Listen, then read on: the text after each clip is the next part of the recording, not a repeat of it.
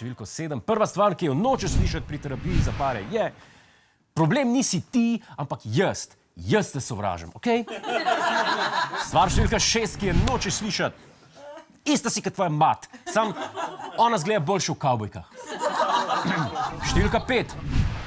Ti si pa isti kot tvoj foter, sam da se on bolj dol daje. Številka 4. Res rabiva terapijo, da rešiva težave.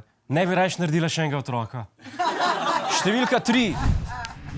V tem razmerju je preveč varanja, okej?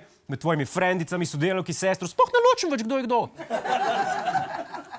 Naslednja stvar, ki jo nočeš slišati: kje ste bila pa prejšnji ponedeljek? A ste bila z drugo terapevtko? A je boljše od mene? A je cnej? Stvar številka 1, ki jo nočeš slišati na terapiji za pare, pa je: zakaj me nikoli več ne obdaruješ? Ko sva se spoznala, si mi zmeraj dal 100 evrov, ko sem spala s tabo.